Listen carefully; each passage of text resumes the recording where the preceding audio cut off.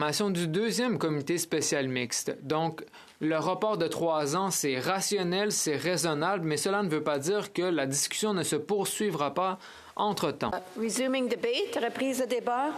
The honourable member of Saanich Gulf. L'honorable député de Saanich Gulf Islands. Merci, Madame la Présidente. Je vous remercie de me donner l'occasion de prendre la parole sur ce sujet important.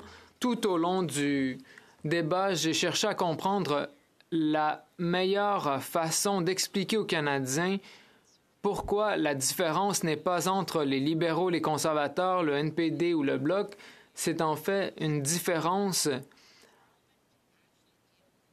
qui force le Parlement à s'intéresser à une question que nous avons repoussée à plus tard pendant trop longtemps. Un peu plus tôt, j'ai dit que comme député de Saanich Gulf Islands, je dois reconnaître le courage immense d'une femme, Sue Rodriguez, qui a fait valoir ses souffrances devant la Cour suprême du Canada et qui s'est fait refuser le traitement qu'elle souhaitait. Elle a dû quitter le pays pour obtenir ses soins et ses amis et ses proches se sont mis en position de faire face à des actions criminelles en raison de l'aide qu'ils ont apportée à Sue Rodriguez.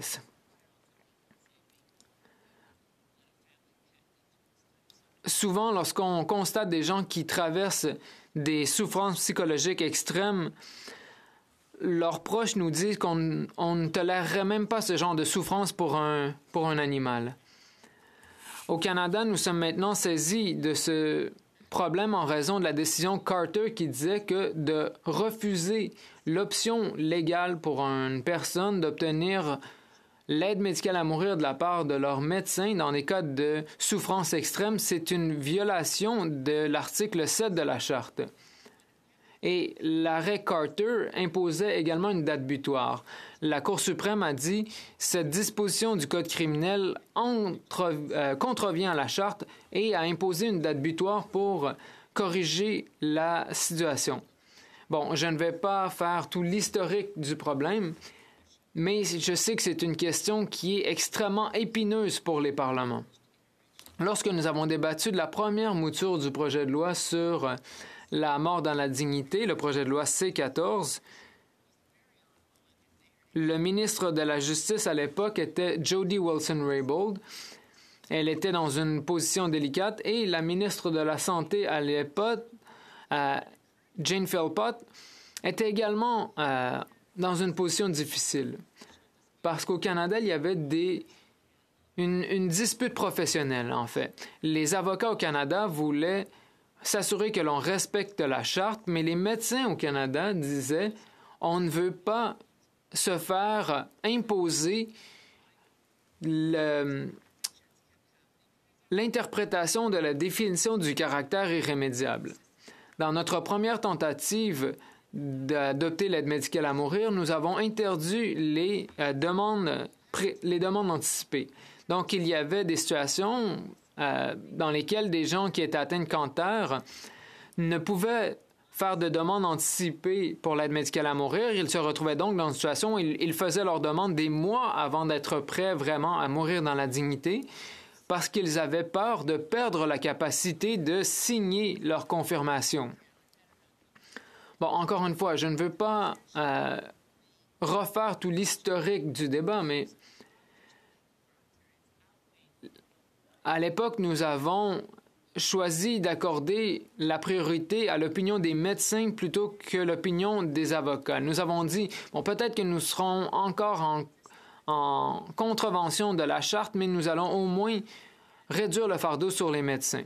Ensuite, il y a une deuxième vague de débats sur l'aide médicale à mourir pour répondre à la préoccupation des Canadiens qui voulaient pouvoir faire des demandes anticipées d'aide médicale à mourir. Et voilà ce qui a mené au projet de loi C-7. Le gouvernement et le Parlement s'étaient fait imposer une date butoir juridique, pas une date butoir politique, pour adopter le projet de loi.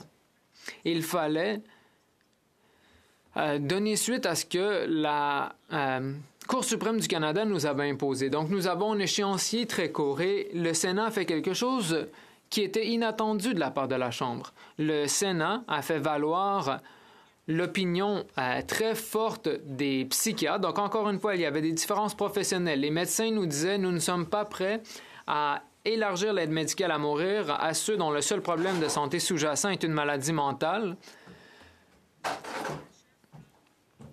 Mais les avocats, eux, nous disaient qu'il fallait aller de l'avant. Et les sénateurs ont décidé de permettre l'élargissement de l'aide médicale à mourir à ceux dont le seul problème de santé sous-jacent est la maladie mentale. Et je ne dis pas le seul problème comme si c'était un problème secondaire anodin.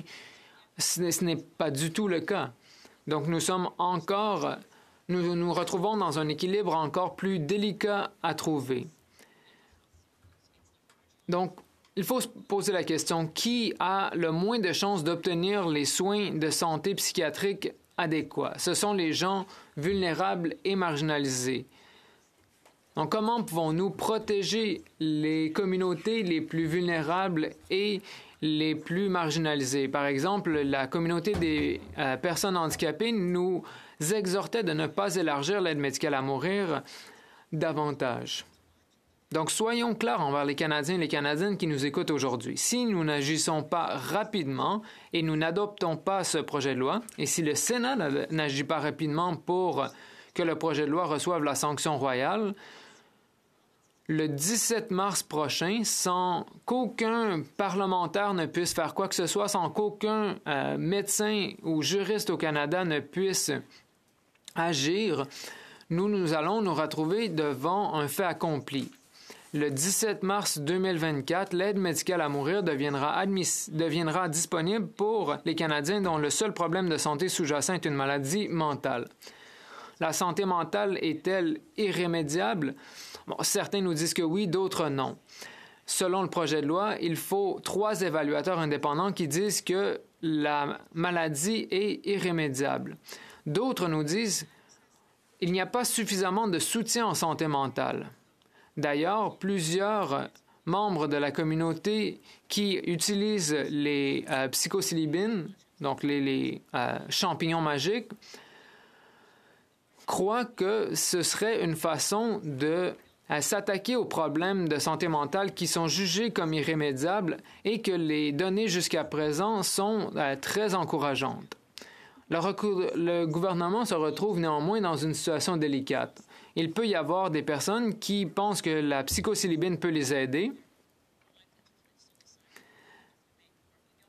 et que si nous n'agissons pas, la personne pourrait avoir des idées suicidaires et demander l'aide médicale à mourir, même si son seul problème de santé sous-jacent, c'est une maladie mentale. Donc, cette personne se ferait dire « Bon, c'est trop dangereux pour vous d'essayer la psilocybine, mais on permet la mort. » Mais les risques de psilocybine sont très faibles par rapport au caractère très irréversible de la mort.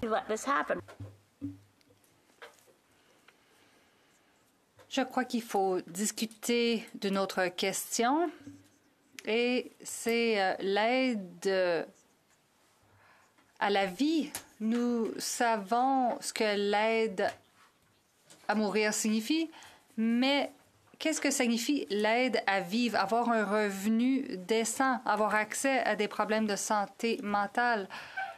Ça veut dire avoir une approche axée sur la compassion. Tous les Canadiens, dans les communautés autochtones, les communautés des personnes handicapées, soient entendus. Nous n'allons pas vous laisser tomber. Ça veut dire que peu importe ce qu'on pense de la situation, il faut adopter ce projet de loi rapidement. Merci. Question, commentaire, le chef de l'opposition. Quand on voit aujourd'hui qu'on est en train de débattre cette mesure en même temps qu'un scandale massif est en train de se dérouler.